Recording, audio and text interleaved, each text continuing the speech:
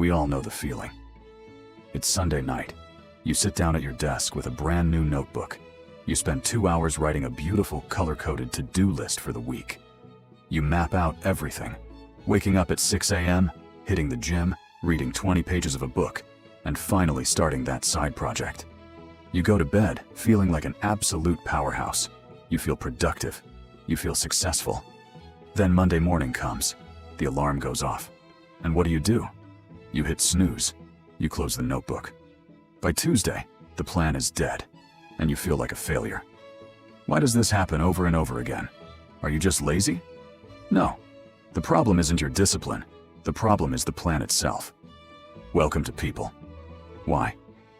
Today, we're exposing why planning your life is actually destroying your ability to live it. Let's look at what is actually happening inside your brain when you make a plan. There is a psychological phenomenon called moral licensing.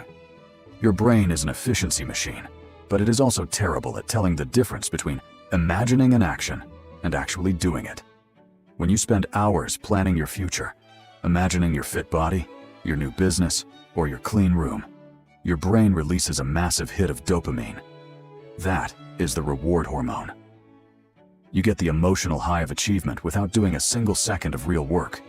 You basically ate the dessert before you even cooked the dinner. So, when Monday morning arrives, and it's time to actually do the boring, painful work, your motivation is completely gone. Why? Because your brain already got its reward last night. Making the plan felt so productive that it actually robbed you of the energy you needed to execute it. There is a second, darker reason why over-planning ruins your life.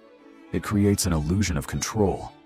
We live in a chaotic, unpredictable world that scares us. So we build rigid 5-year plans and daily schedules to pretend we are in control. But life doesn't care about your planner. You plan a perfect morning routine, but then you get a bad night's sleep, or an urgent email pops up from your boss. Suddenly, your schedule is broken by 9 a.m. What happens next? Psychology calls it the what the hell effect. Because you missed one checkmark on your list, your brain says, well, today is ruined. Might as well scroll on my phone for 3 hours and start over next week. Your rigid plan didn't make you more productive. It became a weapon you used to beat yourself up when reality didn't match your imagination. So, what is the alternative? Should we all just drift through life like dead fish with no goals? Obviously not. The secret isn't to stop having goals. The secret is to stop obsessing over plans and start building systems.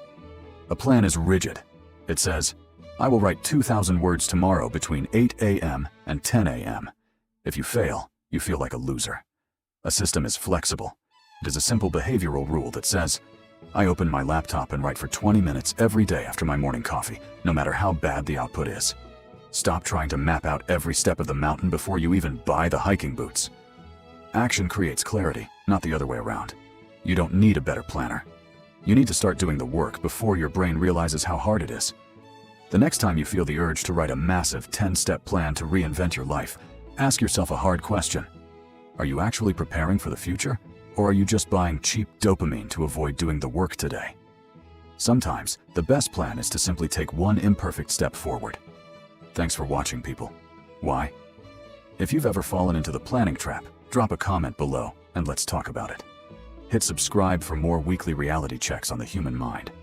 See you in the next one.